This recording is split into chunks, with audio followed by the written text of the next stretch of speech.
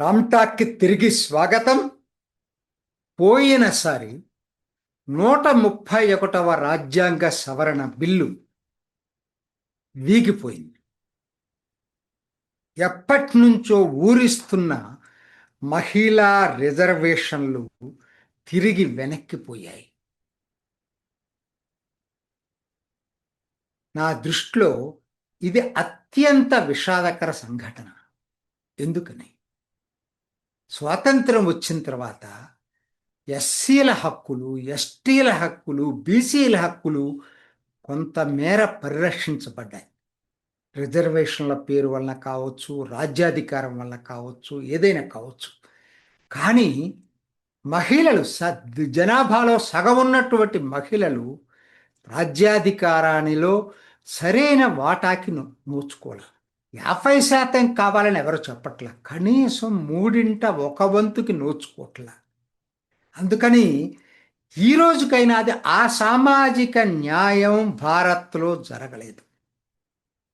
మనలో సగమున్న మహిళలకి న్యాయం ఎండ మావిగానే మిగిలిపోయింది. బిల్లును వ్యతిరేకించిన వాళ్ళు తెలివిగా ఏం మాట్లాడుతున్నారు? మేము మహిళా రిజర్వేషన్లు వ్యతిరేకించలేదు, మహిళా రిజర్వేషన్లు డీలిమిటేషన్ కలపటాన్ని వ్యతిరేకిస్తున్నామని. వ్యతిరేకించటానికి ఏదో ఒక వంక కావాలి. అంత కమిట్మెంట్ ఉన్న వాళ్ళైతే మీరు అధికారంలో ఉన్నప్పుడు మహిళా రిజర్వేషన్ బిల్లు ఒక్కదాన్నే ఎందుకు ఆమోదింప చేసుకోలేకపోయారు? ఎందుకు అసలు నిజాయితీగా ప్రయత్నం చేయలేదు? దానికి ఆన్సర్ చెప్పాలి కదా మీరు చెప్పేదానికి. అసలు ఎందుకు కలిపి పెట్టారు? ఇది కూడా మీరు ఆలోచించండి. ఒకటి, ఓకే, ఒక్కొక్క నియోజకవర్గానికి చాలా ఎక్కువ మంది జనాభా ఉన్నారనేది జనరల్ పాయింట్. నా దృష్టిలో ఏంటంటే మహిళా రిజర్వేషన్ అమలు చేయాలన్నా ఈ సీట్ల పెంపవటం ఒక్కటే మార్గం అండి. ఎట్లనో చెప్తాను. 543 నియోజకవర్గాలు ఉన్నాయే, ఇందులో ఎక్కువ భాగం మహిళలే, పురుషులే కదా. ఇప్పుడు మీరు అనేది ఏంది? 1/3 మహిళలకి అందుట్లో రిజర్వ్ చేయమంటున్నారు పెంచకుండా. అంటే అంతమంది పురుషుల్ని ఇప్పటికే రాజకీయాల్లో ఉన్న రాజకీయ నాయకులు ఆ సీట్లు బలవంతంగా వెకేట్ చేయాల్సిన పరిస్థితి వస్తుంది. చెప్పినంత తేలిక కాదు అది. చెప్పినంత తేలిక కాదు. ఆచరణలో ఆ బిల్లుని ఎప్పుడు అడ్డుకుంటూనే ఉంటారు ఏదో ఒక పేరుతోటి. అందుకనేంటి, వాటిని కదిలించకుండా ఇంకొక 50% అదనపు నియోజకవర్గాలు చేర్చి మొత్తం మీద 1/3 రిజర్వ్ చేసేటట్టయితే ఎవరికి ఇబ్బంది ఉండదనేటువంటి భావనతోటి క్రియేట్ చేసింది. అంటే ఆచరణాత్మక వైఖరితోటి తీసుకొచ్చినటువంటి బిల్లు ఇది, రెండు కలిపి. అదొక్కటే సాధ్యం. ఇప్పటికైనా అలా చేయగలిగితేనే సాధ్యం. వ్యతిరేకించే వాళ్ళు ఏ రకంగా మీరు ఎలా కన్విన్స్ చేస్తారు? మీరు కన్విన్స్ చేయలేరు. ఇప్పుడు దాన్ని మీరు అడ్రస్ చేశారనుకో, రేపొద్దున ఇంకొక పాయింట్ చెప్తారు. బేసికల్గా ఏంటి? మోడీ పెట్టిన బిల్లుని వ్యతిరేకించాలి, మహిళలకి రిజర్వేషన్ 1/3 ఇవ్వకూడదు. ఈ రెండు వాళ్ళ మనసుల్లో ఉన్నాయి.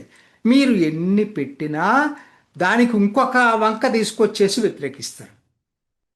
సరే, దాని గురించి వదిలిపెట్టేస్తే అసలు ఇది పాస్ అవుతుందా ఈసారైనా? ఇప్పుడు మళ్ళా వస్తుందని కదా అందరు అనేది. ఈసారి పార్లమెంట్ మాన్సూన్ సెషన్లో పెడతారంటున్నారు కదా, పాస్ అయ్యే అవకాశం ఉందా? ఇది అందరి మనసుల్లో తొలుస్తున్నటువంటి ప్రశ్న.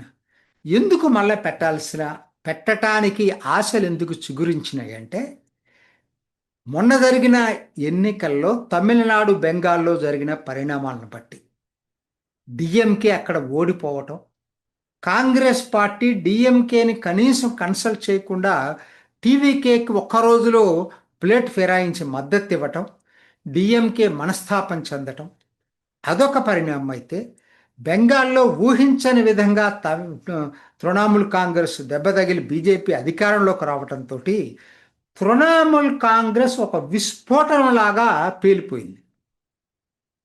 ఎంపీల్లో 28 మంది, లోక్సభలో దాదాపు 20 మందికి పైగా మొత్తం కూడా మమతాకు వ్యతిరేకంగా, టీఎంసీకి వ్యతిరేకంగా బయటకు వచ్చే పరిస్థితులు కనపడుతున్నాయి.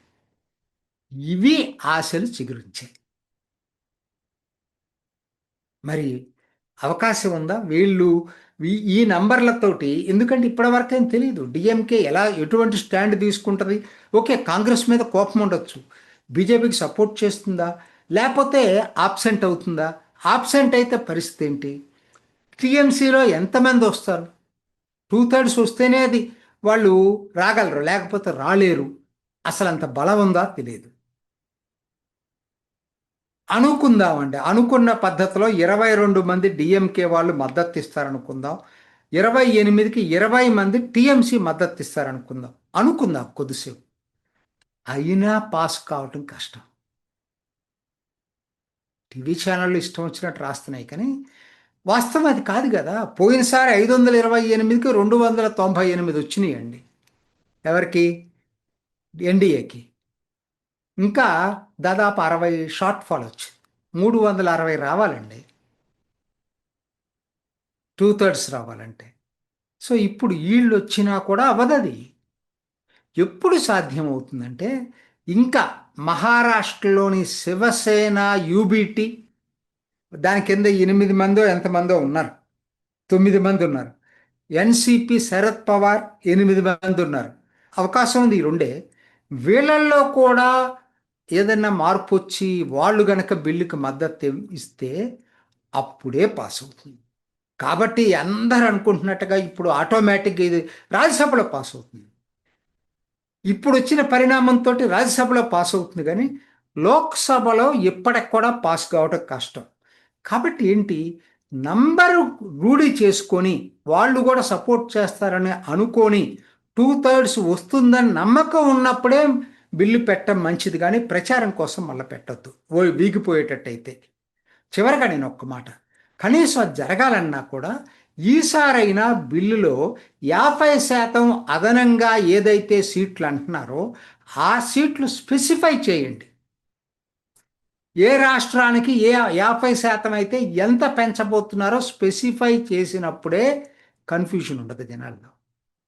అలా చేసి నంబర్ సరిపోతుంది అనుకున్నప్పుడు బిల్లు తీసుకొస్తే పాస్ అయితే నిజంగా అది పెద్ద గేమ్ చేంజర్ రాజకీయాల్లో. సామాజికంగా కూడా మహిళలకి 1/3 రిజర్వేషన్లు అమలవుతాయి.